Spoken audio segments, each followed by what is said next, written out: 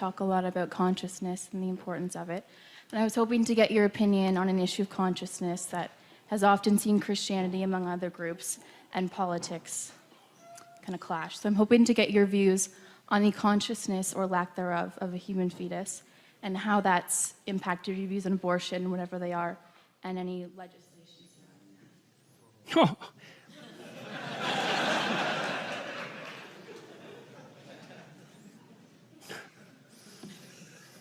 Thank you.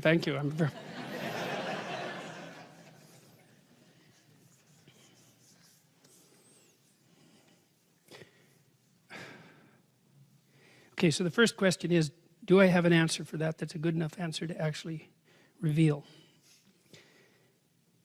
No, I don't, but I can flail about a little bit around it. Abortion is clearly wrong. I don't think anybody debates that. You wouldn't recommend that someone that you love have one.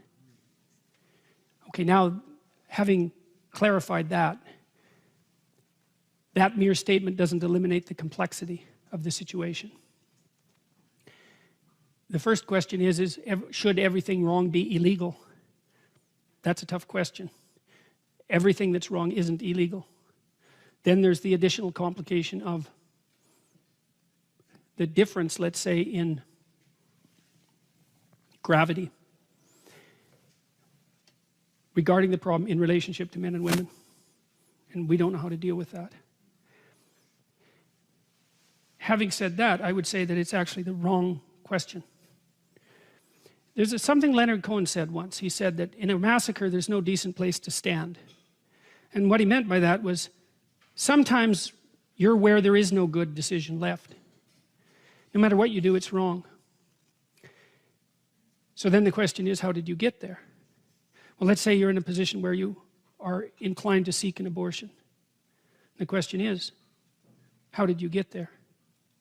Now, we have a lot to straighten out about the sexual relationships between men and women in the modern world. They're bent and warped and demented out of shape. One of the things I see with young people, for example, is that they will engage in sexual acts with one another that they would not talk about with one another. I mean, couples will do that for that matter, like married couples will do that, but they're married, that's a different story. It seems to me that if you are willing to engage in a sexual act with someone with whom you would not discuss that act, you probably put the cart before the horse. So, the discussion regarding the legality of abortion is nested inside a larger discussion about the morality of abortion, and that's nested inside a larger discussion about the proper place of sexuality in human behavior.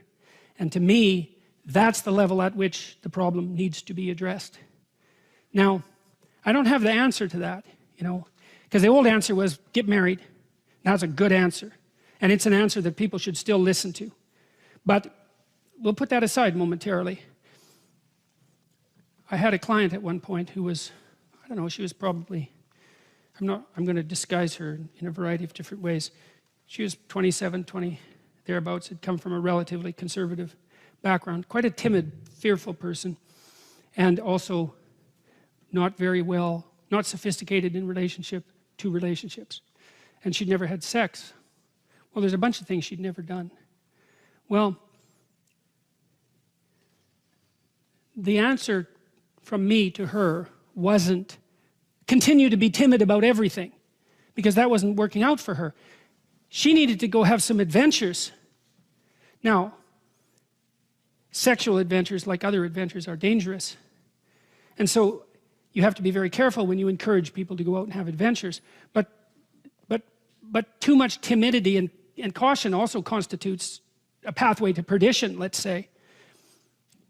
You can't just say to people in the modern world, well, no sex till you're married, unless you're going to get married when you're very young, and perhaps you should. I don't know about that. But I don't think that we're mature enough as a culture to have a serious discussion about sexual propriety, especially in the aftermath of the birth control pill. And we seriously need to do that, and we haven't. And so I think the eternal debate about abortion, horrible as it is it's the surface manifestation of a much deeper problem. Now, I talked a little bit today about the utility of marriage, like the spiritual utility of marriage. And that's something that I think we're so immaturely cynical as a culture. Like we're not wise enough to look at an institution like marriage and to really think about what it means and what it signifies. It signifies a place that people can tie the ropes of their lives together so that they're stronger. It signifies a place where people can tell the truth to one another. It signifies a place where sexuality can properly be integrated into life. That's no easy task. It's a place where children, at least in principle, can be put first and foremost as they should be once they exist. And so there's a much broader discussion that has to happen, I think, before any concentration on the legality of abortion is liable to get anywhere at all. That's what it looks like to me. So that's the best I can do with that question.